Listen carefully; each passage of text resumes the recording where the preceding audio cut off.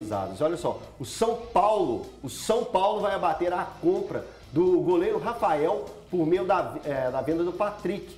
Que história é essa, Thiago? Dá uma clareada aí pra gente aí. O Atlético acertou a compra do Patrick por 8 milhões de reais. 8 milhões de reais por 80% dos direitos econômicos do jogador. Só que o São Paulo só tinha direito a 30% desse valor, porque o São Paulo é dono apenas de 30% dos direitos econômicos do atleta. Então, o que o Atlético e São Paulo fizeram? Eles negociaram, chegaram a um valor comum para que o Atlético pague cerca de 5 milhões pelo percentual do São Paulo. E aí, esse valor será abatido da compra do Rafael. A questão é, o Rafael foi vendido também por 5 milhões. Então, o São Paulo e o Atlético, nesse caso, vão abater simplesmente os valores que eles prometeram pagar um ao outro. E aí não terão que pagar nada. O Atlético, então, terá que pagar 3 milhões de reais. Esse valor será entregue ao Internacional e ao Monte Azul, que também tinham percentuais do Patrick. E aí, o percentual do Patrick fica da seguinte forma: Atlético com 80%, Monte Azul com 10%, Internacional com 10%. E é só importante frisar, é quase uma troca que os dois clubes fizeram, só que em momentos diferentes, que cada jogador foi para um clube. Porque o Patrick, o contrato dele vencia quando? Dezembro de 2023. Então o São Paulo abriu mão da parte técnica do Patrick por causa dessa engenharia financeira. E aí o São Paulo recebe um goleiro que para mim é interessante, o Rafael de graça. Só que eu acho que o Atlético sai melhor nessa negociação. Porque é basicamente uma troca de Rafael por Patrick. O Atlético ainda paga mais 3 milhões, mas esse valor não vai para o São Paulo. Esse valor vai para os outros dois clubes. E aí, para mim... 3 milhões de reais? 3 milhões de reais. É que são 8 milhões. 5 é o valor exato que o São Paulo pagaria no Rafael. Valor parcelado.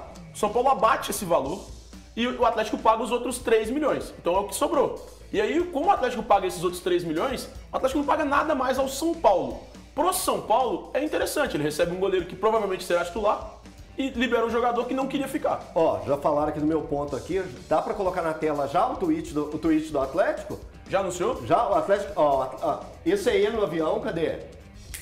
Cadê? Tá aí, aqui, tá, isso, tá na tela, ó. Meu ponto com gol em São Paulo, ó. Tá. Marcelo Robalinho, agente dele aí, ó. O Atlético já tá colocando como oficial, o Atlético tá informando que o Patrick chega agora à tarde em Belo Horizonte para fazer exames médicos. Então o Patrick, nas próximas horas, deve subir lá a arte lá do Atlético dando como oficial. Vai passar por exames, mas aí, valor, troca por troca. Se o Thiago colocando em números, fica quase que mesmo realmente uma troca entre Rafael e Patrick. Teve furada de olho, como a gente diz lá no interior? Não gosto de usar esse termo nesse tipo de situação pelo seguinte, porque o grande acontecimento que acabou proporcionando esse negócio, não entendo como furada de olho, porque o Patrick não queria ficar no São Paulo, como a lei já disse. E teve uma entrevista do presidente do São Paulo pro canal do Arnaldo Ribeiro e Eduardo Tironi, que por parte do Rogério Ceni, aquele desentendimento já havia sido superado, mas por parte do Patrick não. Então o presidente do São Paulo, ele falou nessa live com o Arnaldo Tironi e o Arnaldo Ribeiro que por parte do São Paulo... Eduardo Tironi, desculpa. Senão todo mundo é Arnaldo, aí não tem sentido. Pode isso, Arnaldo? Não pode, né? Então, assim, o São Paulo lamenta perder o jogador Patrick, que na minha opinião, assim também como o Ale já disse aqui, eu sou caseiro do Ale, então praticamente é um Ctrl-C, Ctrl-V. Foi o melhor jogador de São Paulo tecnicamente. Ótimo negócio. Não, foi o Calheri. Para o Atlético. O Calheri tecnicamente já é bem duvidoso. Se o Atlético conseguisse trazê-lo, já seria um ótimo nessa circunstância. Envolvendo o Rafael, cara, é a goiabada e o queijo. Então, aí eu ainda vou pilhar. Nessa troca, o Atlético levou a melhor. Mas aí assim... Mas o São Paulo também precisava de um goleiro, e o Rafael é um grande goleiro. Então, sincero e honestamente, os goleiros que chegaram para o São Paulo, depois do Rogério Ceni, na sua grande maioria, vinham com status de solução. E nenhum foi. E o São Paulo gastou bastante em goleiro. E ainda com o Rogério como treinador, que eu acho que é uma das grandes responsabilidades do Rogério, é escolher um goleiro. E ele tem escolhido muito mal. Agora, os caras que vieram aí, Jandrei, Volpe, esses últimos aí, eles vieram para solucionar o problema e não solucionaram. Eu quero ver o Rafael. Acho que, assim, se você for ver potencialmente, o Rafael realmente pode acabar com esse problema. Pegar no gol do São Paulo é muito complicado. Agora, o Patrick, diferente do que diz o Thiago, que realmente não assiste os jogos, então fala de orelhada. O Calleri é um fazedor de gols, evidentemente que é. Mas a parte técnica dele é muito aquém do Patrick. Mas muito aquém. O Patrick é um cara com muito recurso. E vai ser titular do Galo, não só porque é bom jogador, eu acho que nesse caso existiria uma disputa, mas porque é filho do homem. O cara não ia brigar tanto. Essa negociação, eu tenho aqui, se eu quiser eu te mostro. Eu tenho aqui relato dizendo assim, não vai dar mais para ir. Por quê? Porque a direção do São Paulo ficou assustada com a reação do torcedor. Falou, nós não temos ninguém, estamos trazendo ninguém. E ainda vai pegar o nosso melhor e vai dar para um rival? E deram, hein? E deram. Eu acho que no fim das contas, Ale, desculpa te interromper, cara. Eu acho que o São Paulo se deu um pouco mal nessa negociação. Muito mal. Porque o Rafael é um bom goleiro, mas era reserva do Atlético. Ele não tinha o status que o Patrick tinha no São Paulo. O Atlético tem um goleiro hoje que tem o status titular absoluto, que é o Everson. E o São Paulo precisava de um goleiro, eu entendo. Mas o Rafael pode ser esse goleiro? Pode. Mas assim, hoje, o Rafael não é o cara que o torcedor do São Paulo e a diretoria do São Paulo imaginavam. Eles queriam um goleiro para resolver todos os problemas. Ainda não dá para cravar com o Rafael esse cara.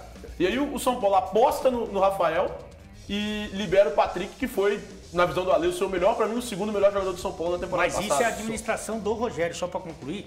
Isso aí é o Rogério. A diretoria do São Paulo, quando deu o clube pro Rogério, sabia que ia sofrer consequências. A diretoria deu o clube pro Rogério. E o Rogério faz o que ele quiser. Então, quem é desafeto dele, não foi só por causa dessa discussão. O Patrick tá bravo com o Rogério há muito tempo. E por alguns motivos que eu considero... Outro dia, não sei quem que falou aí, que em praticamente todos os jogos que o Patrick saia jogando, ele era substituído. Eu acho que foram 10 seguidos. Se não é 10, são 9. 10 dos últimos 11 que ele fez foram substituídos. Isso ele tentando fazer a função que o Rogério, que é um cara que eu gosto, que eu respeito, que eu admiro, mas isso ele tentando fazer a função que os paquitos do Rogério tinham que fazer. Que são os moleques que são muito mais limitados do que o Patrick, que tinham que correr para lá e para cá. E, inclusive o Igor Gomes é um deles. Sim. E aí o Patrick tentava fazer isso, não conseguia, morria em campo, não jogava tudo que ele podia e ainda era substituído. Então é loucura. Ô Amanda, você acha, por tudo que você acompanhou da trajetória do Rafael aqui em Minas, sendo reserva do Fábio por muito tempo e depois também sendo reserva no Atlético, quando ele poderia ter a oportunidade de ser titular, pegar uma sequência, ele acabou sendo expulso na partida contra o Santos lá em 2020, então acabou atrapalhando um pouco a caminhada do Rafael dentro do Atlético. Ele pode ser importante pro São Paulo e quanto o Patrick acrescenta na equipe do Atlético? Acho que primeiro pelas saídas no meio de campo do Atlético, e aí eu vou colocar até o Keno também nessa relação. Hoje eu vejo o Patrick ocupando o espaço que deixa o Keno. Para pensar que talvez por características serem tão diferentes possa ser loucura, mas eu acho que não. Acho que a falta do Nacho no meio de campo, o acontecido com o Zaratio, eu acho que acaba trazendo para o Atlético a tentativa de um equilíbrio técnico. Porque como o Ale mesmo falou, o Patrick tem muita qualidade. Muita qualidade e talvez o que falta para ele é sequência. Eu falo assim, da última temporada que todo jogador ele tem que estar querendo jogar. Acho que não era o que estava acontecendo no São Paulo, né? Pela essa briga que ele teve com o Rogério Ceni, por mais que o Rogério Ceni tenha amenizado a situação. Hoje eu vejo a vantagem do Atlético com relação ao Patrick, se a gente comparar com o Rafael, porque se o Rafael permanece no Atlético, ele dificilmente ocuparia o lugar do Everson. Diferente do Patrick que vem para jogar. Então, acho que a vantagem do Atlético é exatamente essa. E pelas perdas que teve. Acho que o Atlético, tentando encontrar um equilíbrio do que perdeu, ele traz o Patrick, para mim, de uma forma muito bem equilibrada e um casamento muito bem feito. E a vantagem para mim é exatamente nessa. O Patrick vem para jogar. E o Thiago sabe, desculpa, Balu, o Thiago sabe muito bem que para ser goleiro de São Paulo, a tolerância da torcida é zero. Então, se o Rafael estrear mal, os caras já vão arrebentar com ele. Porque é um cara que ficou meio maldito, goleiro do São Paulo.